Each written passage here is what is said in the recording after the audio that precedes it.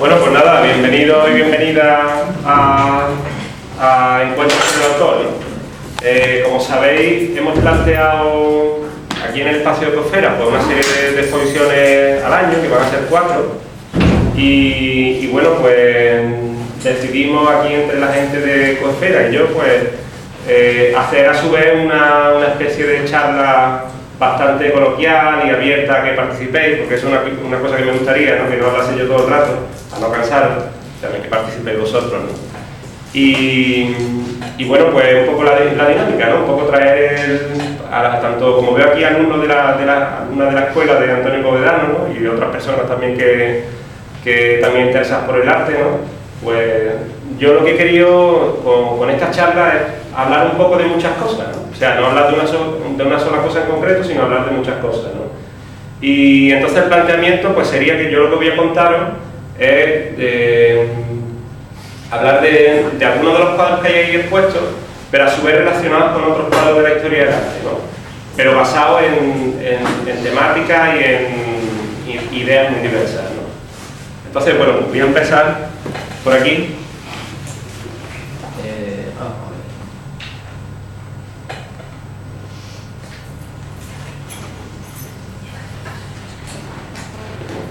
A ver si me deja.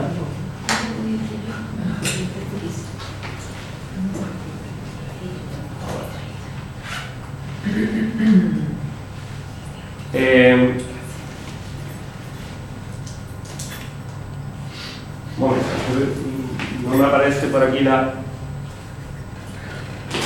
Ahora, ya. Se había bueno, el planteamiento es contaros cosas que aparecen en el arte, ideas que aparecen en el arte, que importan para luego crear una imagen, ¿no?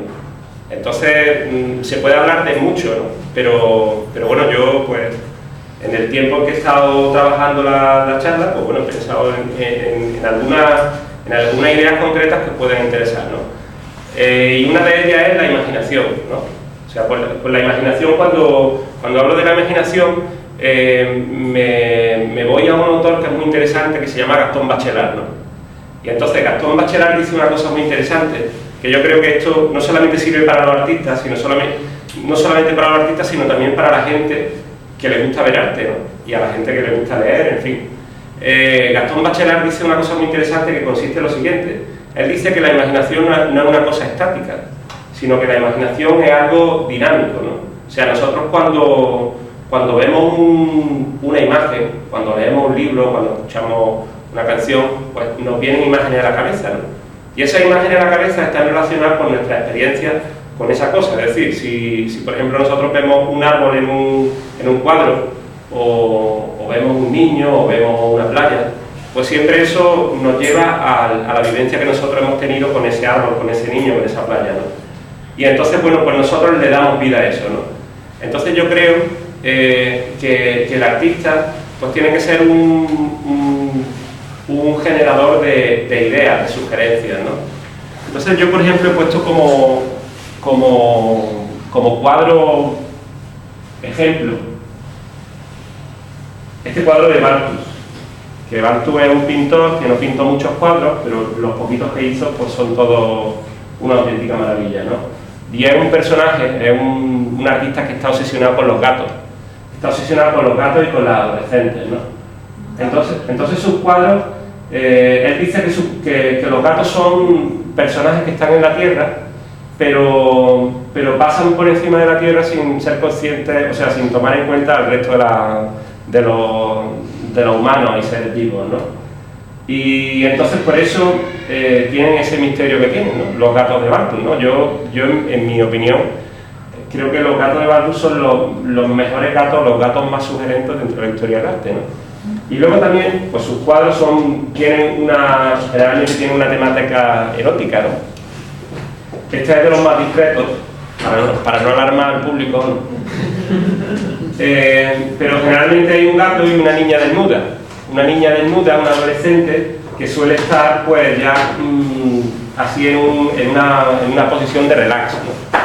Entonces, bueno, pues yo tomo esta imagen como imagen sugerente y como imagen que provoca que el autor termine la historia a través de su imaginación, lo que yo decía antes de la imaginación dinámica de Gastón Bachelard, ¿no? O sea, cuando el autor sabe plantear las imágenes, sabe poner los gestos de los personajes en la posición de ser sugerente, consigue una buena imagen y a su vez consigue que el espectador imagine y cree digamos, ese espacio, ese tiempo que viene después del cuadro, ¿eh? Entonces, bueno, yo lo he puesto aquí como ejemplo de esa sugerencia, ¿no? De esa imaginación dinámica de la que habla Gastón Bachelard, ¿no? Bueno, pues vamos a ver otro. Ahí está. Bueno, yo tengo por aquí, no sé dónde lo he puesto, bueno, voy a ir directamente a los cuadros digamos, a las ilustraciones del libro Saraiza murió con 13 años, que es un libro que yo ilustré y lo pongo como ejemplo también después de ese intento de querer sugerir, ¿no? Entonces, bueno, esta es la primera imagen la primera ilustración que aparece en el libro, y el libro, pues bueno, dice que Saraiza es una niña que murió con 13 años en un sitio cerca de la estación, que aparecía cerca de los espejos, en los crujidos de los muebles, en las piscinas, ¿no? Pero entonces, claro, yo cuando me encargaron de ilustrar este libro, pues yo pensé que si es una niña que tiene tanto misterio y si para mí es importante no desvelar la cara de la niña, pues voy a utilizar la sombra y el espejo para que la gente, pues, de alguna manera vea a la niña pero no vea claramente su presencia, ¿no? Entonces, bueno, pues yo creé esto está basado un poco en Pipi Calzas Largas, ¿no? Porque ya dice en el cuento que la niña pues tiene unas coletas, que es medio pelirroja y tal, y bueno, pues uno hace uso de su imaginación, de la cultura visual que tiene, y bueno, pues tira por ahí, ¿no? Entonces, bueno, pues aquí lo pinto como sombra, aquí la pinto, hay una parte dentro del libro que aparece, que sale de una piscina, ¿no? Entonces, luego tiene una conversación con una niña, que es también personaje del libro, ¿no? Entonces, claro, pues yo siempre hacía mucha referencia en el libro a las luces doradas, ¿no? Y entonces, bueno, yo me quedé con esa copla, ¿no? Y bueno, pues quise representar a esa niña como en ese efecto de agua calma de la piscina, en que de repente pues se mueve algo, ¿no? Pero no está del todo formada la silueta, ¿no? Y entonces, bueno, pues representé así a la niña en ese momento, ¿no? Luego hay otro personaje que es muy interesante, que es el gato Juanito. El gato Juanito dentro del libro es un gato, pues tanto la niña como el niño en ningún momento están dando sensación de miedo, ni mucho menos, ¿no? Es un libro que tiene mucho humor también, ¿no? Entonces, bueno, pues el gato Juanito también es un personaje fantasma dentro del libro, ¿no?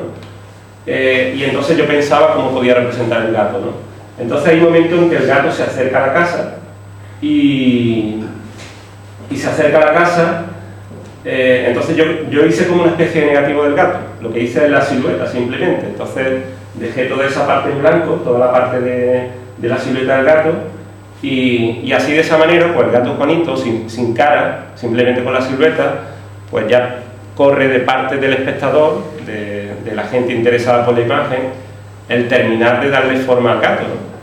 Entonces, por ese motivo estoy hablando de la imaginación dinámica, ¿no? De lo que hablaba Gastón Bachelard, perdón. Bueno, si queréis hacer algún comentario, porque como a mí me interesa como hay aquí gente que son alumnas de la escuela y antiguos alumnos de pintura, ¿no? Y si os apetece preguntar algo. ¿Eso de Bachelard? ¿De dónde? Mira, no conozco. Gastón Bachelard el otro día me lo comentaron, es un ensayista francés que es post-estructuralista, no sé exactamente qué se quiere decir con eso, ¿no? Pero bueno, Gastón Bachelard sobre todo lo que hace es hace un análisis de los símbolos en la historia de las imágenes, ¿no?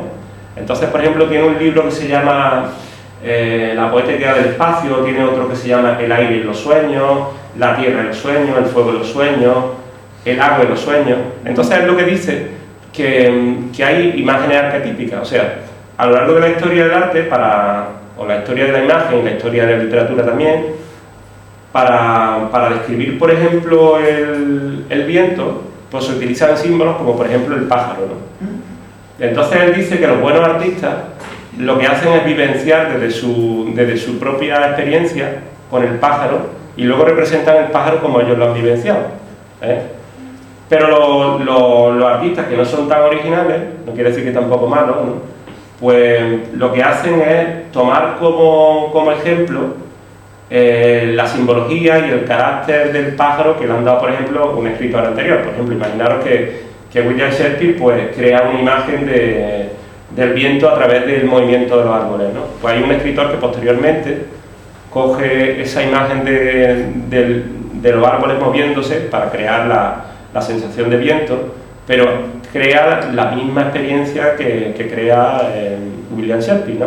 Entonces el artista tiene que hacer como una especie de autoanálisis de un poco de buscar en su sueño, en su inconsciente, para luego más tarde contar cómo él vive el viento, o cómo para él son los gatos, o cómo para él son los árboles. Es muy interesante. Gastón Bachelard para mí es un... ¿Esta obra? ¿Es de esta...? Es de la época de Michel Foucault y de algún otro filósofo francés de la época, que no me acuerdo, ¿no? Sí. Pero creo que murió ya, Gastón Bachelard, ¿no? Bueno, pues voy a contar otra cosilla, voy a coger la chuleta que tenía por aquí. Bueno,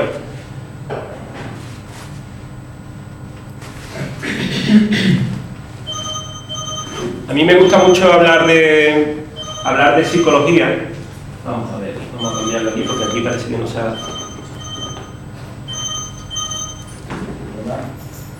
Ahí. Esto lo tengo que cerrar por aquí.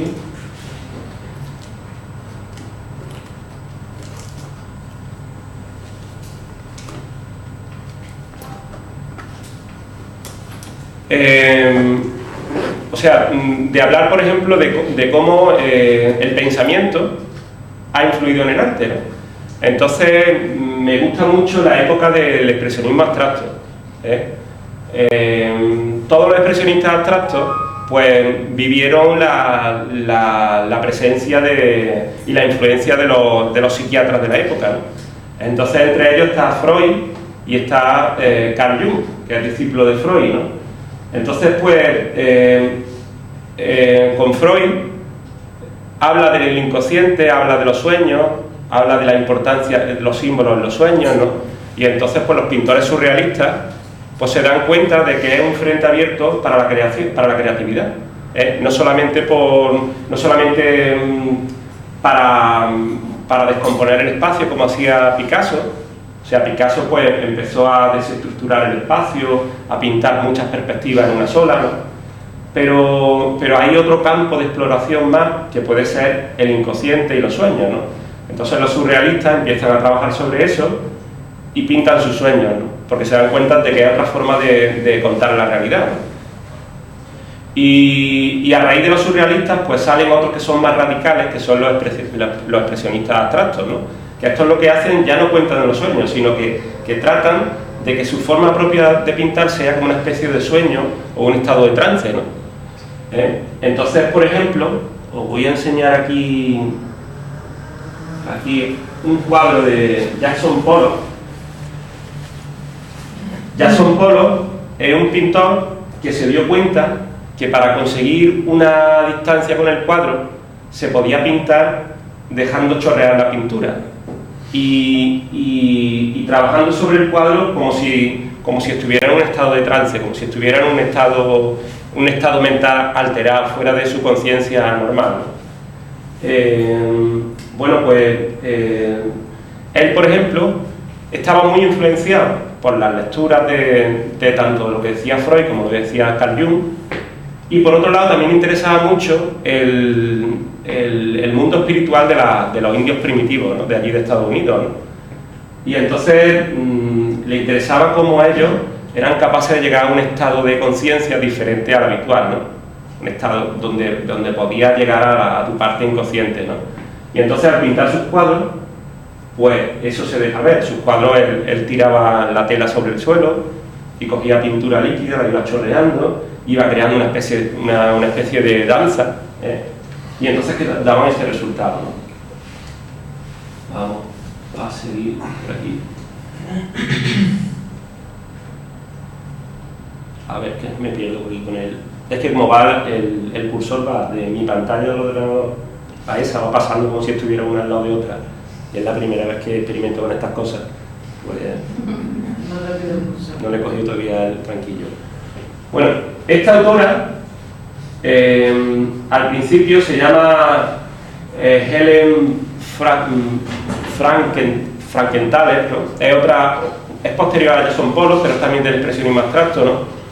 Pues se dio cuenta de que había también otras formas de conseguir esa sugerencia, esa forma de pintar, pero indirecta. Y entonces ella cogía sobre la tela sin preparar y vertía la pintura como si fuera un cubo de agua, ¿no? Iba creando composiciones y bueno, pues volviendo otra vez a la relación con el inconsciente, pues también un poco afectada por ese interés suyo por pintar en un estado diferente a la conciencia de saber uno lo que está haciendo, ¿no? Por otro lado, pues tenemos aquí a Rothko, que es uno de los grandes, ¿no? Para Rothko pintar era como un acto religioso, ¿no? Él mismo lo decía, ¿no? Y decía que el cuadro estaba vivo, ¿no? Que cuando él iba poniendo las manchas de color, pues trataba de sentir como que si eso fuera una especie de situación espiritual muy profunda, en el que los colores pues le transmitían esa cosa indefinida pero religiosa y que bueno, pues no era nada concreto, pero eran muchas cosas al mismo tiempo, ¿no? Entonces esos cuadros parece que están como siempre, esos rectángulos sobre esos fondos, parece que están como siempre flotando, no tienen ninguna levedad, o sea, no tienen ninguna pesadez, por lo contrario, tienen una levedad muy grande, ¿no? Y bueno, pues es una forma también de pintar desde ese estado, ¿no? O sea, yo siempre le doy mucha importancia al estado mental desde el cual uno pinta, no solamente las ideas que uno quiere transmitir, sino también el estado mental, ¿no? Entonces el estado mental define un poco la manera de afrontar los temas, ¿no? Si uno quiere pintar por ejemplo, un caballo, pues dependiendo cómo sea su estado, su preparación psicológica, pues eso influye luego, ¿no? Bueno, pues aquí os voy a enseñar, estos son unos dibujos que yo hice hablando de ese estado mental. Yo lo que quería en esta serie de dibujos era romper barreras, o sea, pintar lo que quisiera en el momento exacto. Entonces son dibujos hechos con tinta china, entonces yo cualquier imagen que me venía en la cabeza la pintaba, sin pensar si era bonita, si era fea, si era indecente, si no era indecente, si era repetitiva, si era infantil, simplemente por deciros alguna de las cosas, ¿no? A ver, me voy para acá. Pues yo pensaba, por ejemplo, en Pocoyo y en elefante, pues pintaba ahí el Pocoyo y el elefante, ¿no? Pensaba pasa por aquí, ahí tienes, sí. Pensaba, por ejemplo, en tubos de pintura, pintaba tubos de pintura, ¿no? Y así iba haciendo como una especie de entrenamiento mental, ¿no? O sea, el entrenamiento mental consistía en pintar lo que me apeteciera pintar en ese momento. Yo cogía un brochón grande de tinta china, son papeles de estraza, ¿no? Todos esos papeles, y no me duraban pues más de 30 segundos cada dibujo, ¿no? Se trataba un poco eso, de no permitir pensar y hacerlo rápido para que saliera lo que saliera, ¿no? En este sentido, por ejemplo, está muy bien la escritura automática para muchas veces saber lo que uno siente o lo que piensa. Muchas veces es un ejercicio mental muy bueno coger un folio y empezar a escribir seguidamente sin parar lo que a uno le pasa por la cabeza en ese momento, aunque sean cosas incoherentes, ¿no? O sea, eliminando la autocensura que uno mismo tiene, ¿no? Que todos tenemos, ¿no? Y bueno, voy a enseñar aquí Como algunos... los niños, que no... Sí. Sí. Exacto, los niños no tienen... espontáneo, que No tienen esa censura, ¿no? Decía un psicólogo de la psicología evolutiva, Vygotsky, que la gran paradoja es que los niños tienen todos los recursos, o sea, tienen toda la espontaneidad, libertad, no tienen censura, pintan libremente, pero no tienen experiencia.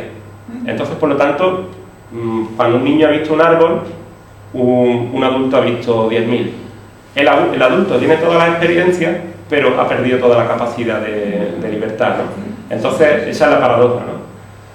Vamos a ver, seguimos por aquí. Algunos otros dibujos que te hay aquí.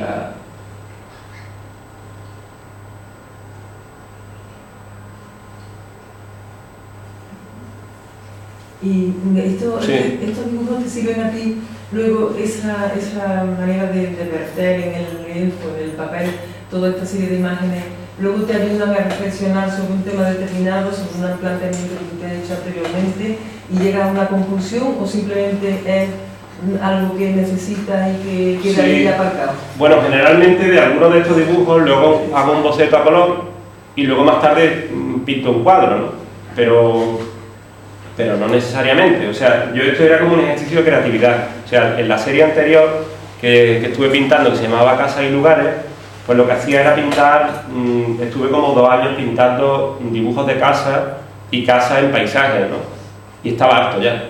O sea, estaba pero realmente harto, ¿no? Necesitaba como romper con toda esa dinámica, esa estructura de mantener un tema.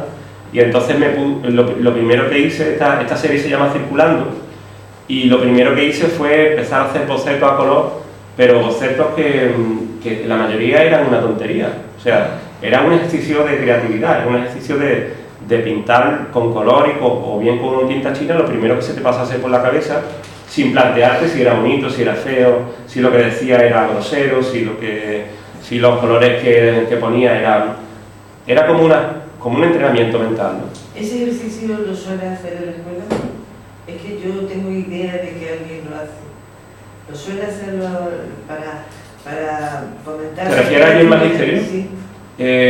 Para fomentar la creatividad, sí. Y que luego vean ellos lo que son capaces de hacer. Sí, mira, por ejemplo, ahora yo en magisterio, para que... Lo hemos aconsejado, por eso te Sí, no, allí estoy haciendo un ejercicio que es con la música, ¿no? Y entonces, pues le pongo 3 canciones muy diferentes, una muy monótona en las notas de un músico alemán que se llama Steve Reich.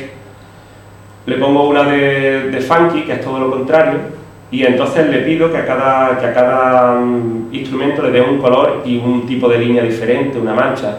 Entonces, así de esa manera, pues de alguna manera se van olvidando de que lo que tienen que pintar sea algo bonito, sea algo figurativo, sino que los alumnos, vamos, yo les digo que lo más loco que se le ocurra seguramente sea lo más libre, ¿no? Pero la verdad que cuesta, y la mayoría son alumnas, son chavalas jóvenes, pero se nota que han perdido toda esa espontaneidad de, bueno, niños y niñas, lógicamente, que esto es una cosa que se entrena, ¿no? Es como el que se tira toda la vida jugando al fútbol, ¿no? O cogiendo la bici o corriendo, ¿no? Pues tiene los músculos hechos a eso, ¿no? Un ejercicio muy interesante. Sí. Bueno, pues os voy a enseñar ahora, a ver, vamos a pasar para este lado. Ahí.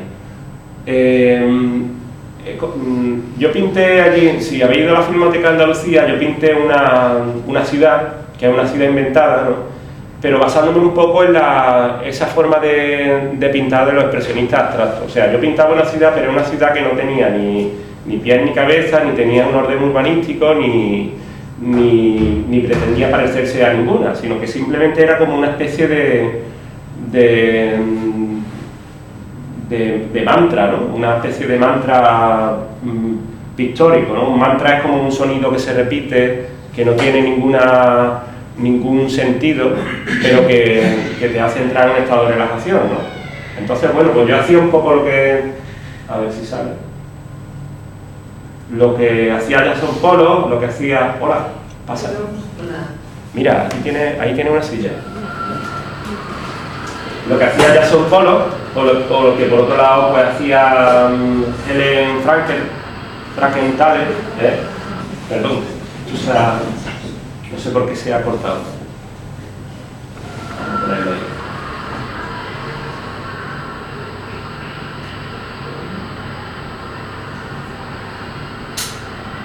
Pues, bueno, tiraba líneas que iban cayendo, que iba haciendo una especie de cuadriculado, pero que ese cuadriculado realmente no pretendía ser ningún orden urbanístico, ni mucho menos, sino que era una forma de generar de manera de manera aleatoria una especie de urbanismo inventado, ¿no? Y por otro lado, pues llegó un momento, vamos a ver, no sé si esto lo puedo...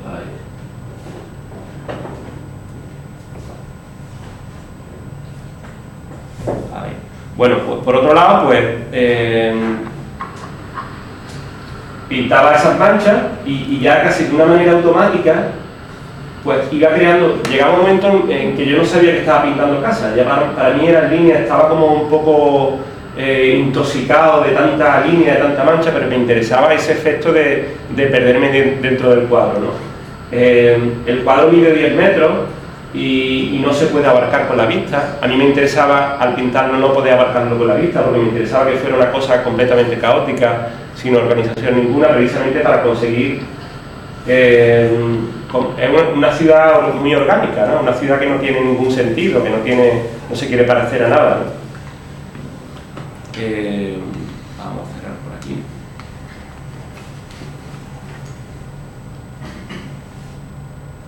Si queréis hacer alguna pregunta de esta parte. ¿Dónde se ha quedado ese cuadro de 10 metros?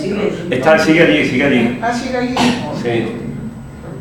A ver, ¿cómo cierro yo aquí? No sé cómo cerrar. Ahí. Bueno, pues eso en cuanto a lo del tema del inconsciente, ¿no? Estoy hablando, por un lado, como habéis visto, de la habilidad del pintor, de la habilidad del creador de imágenes para sugerir, para conseguir que el espectador, pues cuando vea una imagen, pueda terminar esa imagen le sugiera, esa imagen le diga cosas, y porque si es todo demasiado evidente, pues al final resulta que aburre, ¿no? La vida misma pasa, ¿no? Las personas que interesan, las personas que nos atraen, o las películas que nos atraen, son las películas que no nos terminan la historia y la sabemos desde el principio hasta el final, ¿no? O lo que nos atrae es algo sugerente, algo que nos hace entrar en ese estado sublime de esa sensación evocadora que nos recuerda, que nos lleva a otro estado de percepción diferente a lo que generalmente, en el que generalmente estamos, ¿no? Ahora voy a hablar de una cosa mucho más, a ver, por aquí, ahí, mucho más matemática, ¿no? En comparación con lo que estábamos hablando antes, ¿no? Y voy a hablar de la composición. La composición realmente es el motor organizador de una imagen, ¿no? O sea, cuando un creador de imágenes pues compone bien lo que quiere la imagen, pues resulta que está consiguiendo que todas las piezas funcionen como una bola, ¿no? Como un motor, ¿no? Que no haya ninguna pieza que sobre, pero por otro lado no haya ninguna pieza que falte, ¿no? Y eso es muy importante, ¿no? Porque a lo mejor nosotros estamos colocando en nuestro cuadro muchos colores, pero a lo mejor esos colores unos con otros no funcionan. O estamos colocando muchas líneas negras y esas líneas unas con otras no funcionan. Tienen que armonizarse, tienen que ser un todo, ¿eh? O sea, la unidad, el detalle y la totalidad siempre tienen que ir unidos, no pueden ir por separado, porque si no al final el cuadro se cae, el motor no funciona, ¿no? Entontonces he cogido este cuadro de Bruegel el Viejo, que se llama Ascensión al Calvario, y lo he cogido porque últimamente estoy leyendo un libro, bueno, que ya lo he terminado, que se llama Tratado de Paisaje, de André Lhote. Ese lo conocerás tú, ¿no, Julia? Sí. Bueno, pues ese libro es una Biblia, ¿no? Se puede decir que es una Biblia de los libros de pintura, ¿no? Y entonces dice una cosa maravillosa sobre este cuadro. Me voy a levantar porque creo que merece la pena comentarlo. Dice que si pasamos una mirilla por cualquier parte de este cuadro y observamos el detalle, cada detalle en sí solo, por sí mismo, está bien compuesto, o sea que está bien terminado, ¿no? Y ese detalle en toda la totalidad funcionan todos para que el conjunto sea perfecto, ¿no? Entonces dice unas cosas muy interesantes. Por ejemplo, Bruegel el Viejo es un maestro de la composición, ¿no? Y habla de que Bruegel en ningún momento, por ejemplo, repite tamaños iguales. Si veis el cuadro, no hay ningún personaje que sea exactamente igual. Luego, por otro lado, si lo viéramos en directo se vería muchísimo mejor, ¿no? Luego, por otro lado, dice que no hay ningún ángulo igual. Es decir, cuando por ejemplo estamos viendo aquí el ángulo de la espalda, pues no hay ninguna casualidad que este ángulo de la espalda pues a lo mejor no sea exactamente igual que ese, ¿no? O si coincide, está hecho para que tenga una relación y una armonía, ¿no?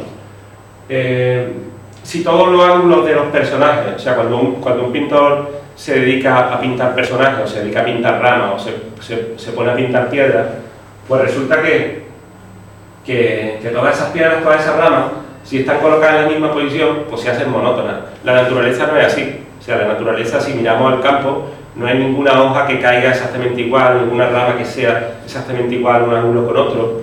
Entonces yo, por ejemplo, por aquí como hay alumnas del curso de paisaje, yo insisto mucho en el carácter de la pintura, ¿no? O sea, muchas veces se pinta de forma automática, de forma mecánica, ¿no? Entonces la gente se pone a pintar hojas de árboles y hacen el mismo punteado para todo. O pintan el tronco de un árbol que es de una especie junto con otro que es de otra especie y lo pintan exactamente igual. ¿Por qué?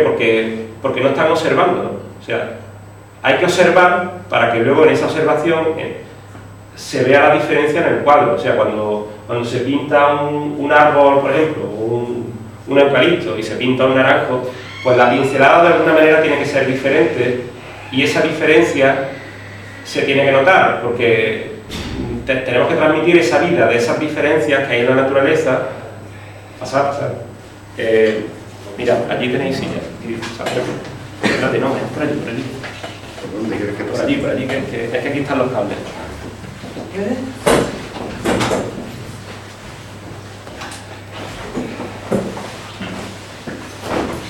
Bueno, pues Bruegel, André Lhote comenta este cuadro y dice que es de los pocos pintores en la historia que tienen esa capacidad tan exclusiva de conseguir que unidades tan diferentes se encajen perfectamente en la totalidad. O sea, a mí me gustaría que tranquilamente en vuestra casa vierais los cuadros de Bruegel y están pintados con una maestría, están pintados con un detalle que hay pocos ejemplos en la historia del arte, ¿no? Pero bueno, para que veáis cómo funciona esto de la composición, os voy a enseñar una obra de una pintora portuguesa que se llama Vieira da Silva, que es completamente abstracta, pero responde un poco. Fijaros ese cuadro y fijaros en este. Estáis viendo un cuadro figurativo donde aparecen elementos reconocibles y aquí estáis viendo un cuadro abstracto que se puede parecer a muchas cosas, que puede recordar a muchas cosas, pero a nada en concreto, ¿no? A nada en concreto, ¿no?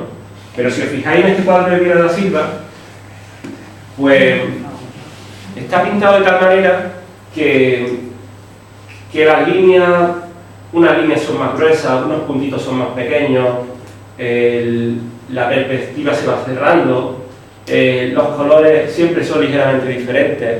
Trata de no repetir cosas para que precisamente de esa manera el cuadro esté lleno de vida, ¿no? O sea, en algunas partes hay espacios vacíos, como ahí, en otras partes concentra más color, como veis aquí, ¿no? Aquí concentra más color. Todo tiene la tendencia a ir hacia el centro, ¿no?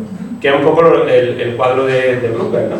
Pero sin embargo, aquí hay otro planteamiento, pero fijaros cómo la composición es importante en todos los artistas de la historia del arte, ¿no? O sea, la composición es la forma de organizar ideas, emociones, espacio, perspectiva, color, luz, sombra, de manera que en cada parte, en cada elemento de la imagen funcione, pero a su vez que ese elemento por separado, con todos juntos, funcione también, ¿no? Y esa es de las cosas más difíciles que hay, ¿no? O sea, porque esto es como cuando vemos una película y de repente nos gusta un cacho de la película, una parte de la película y otra parte no. Y hay veces que vemos una película y esta frase tan dicha de que